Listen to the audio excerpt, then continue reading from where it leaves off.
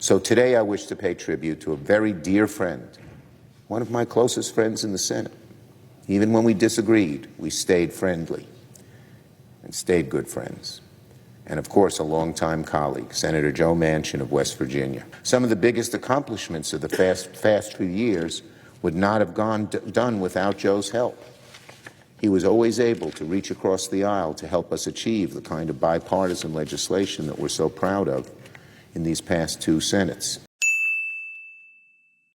Senator Joe Manchin announced he will vote against the For the People Act, essentially closing the door on Democrats' push for large-scale voting rights reform on Capitol Hill.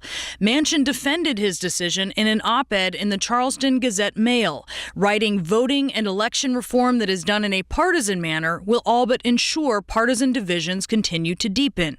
I think it's a wrong piece of legislation to bring our country together and unite our country, and I'm not supporting that because I think it would divide us further.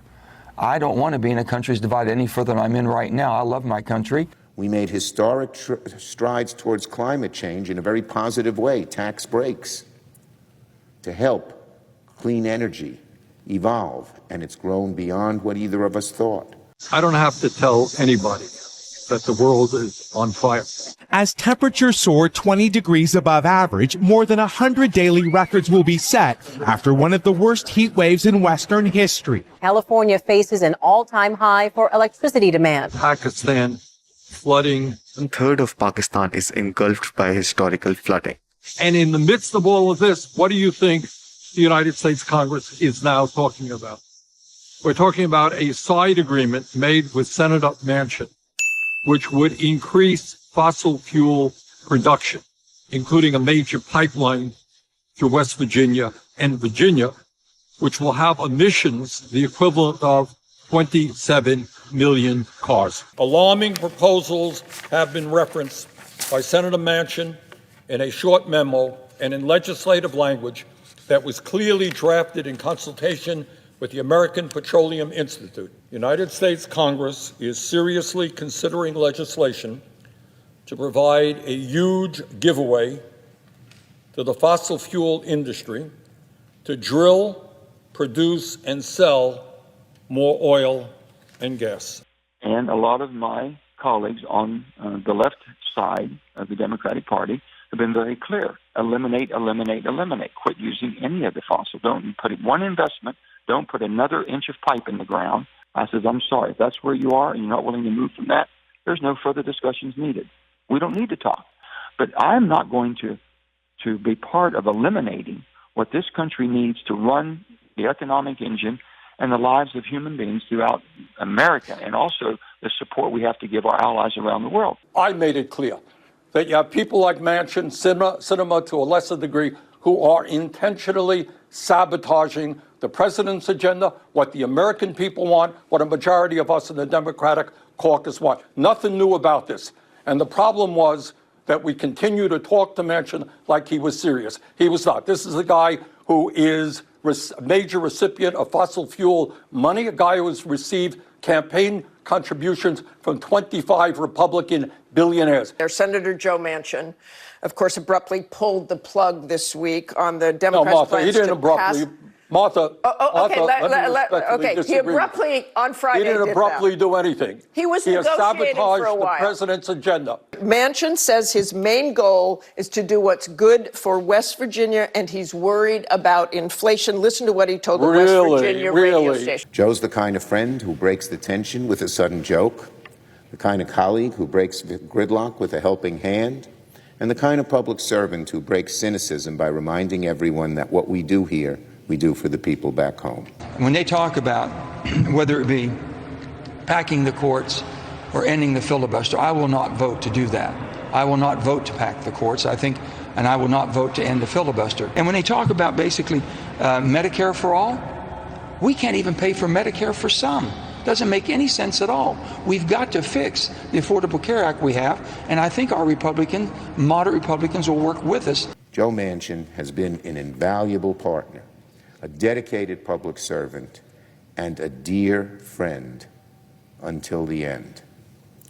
Joe and I didn't disagree on, of course, Joe and I didn't agree on everything. After all, who here thinks that New York and West Virginia agree all the time. But despite these disagreements, what mattered was this. What matters was this.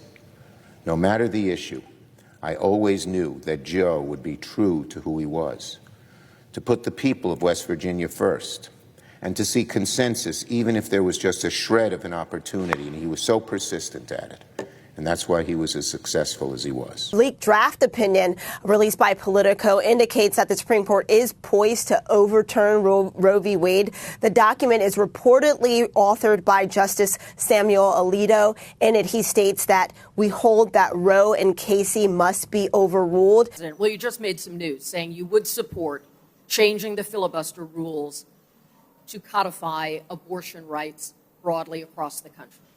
Right to privacy, not just abortion rights, but yes, abortion rights. Abortion to each one of us is very near and dear to us. It's personal. It shouldn't be political. And today what we're going to have is a piece of legislation in front of us that is not what I was hoping for and what I expected.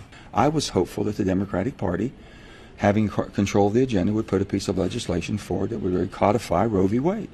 70% of the American public wants Roe v. Wade to be codified, as has been precedented law for 50 years. The bill we have today to vote on, the Women's Health Protection Act, and I respect people who support, but don't make no mistake, it is not Roe v. Wade codification. It's an expansion. It wipes 500 state laws off the books. It expands abortion. And with that, that's not where we are today. We should not be dividing this country further than we're already divided. And it's really the politics of Congress that's dividing the country. It's not the people. Mr. Manchin, no.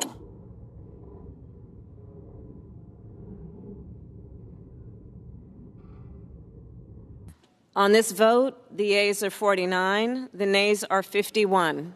3/5 of the senators duly chosen and sworn not having voted in the affirmative. The motion is not agreed to.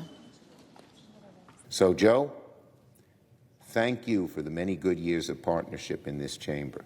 As you know, I tried to recruit you successfully when you first ran, and you've had great service to our country since then. And I hope you don't regret that I recruited you and you came here. I'm sure you don't, because you've done so much and made so many good friends. Joe, thank you for all you've done serving our country, serving the people of West Virginia.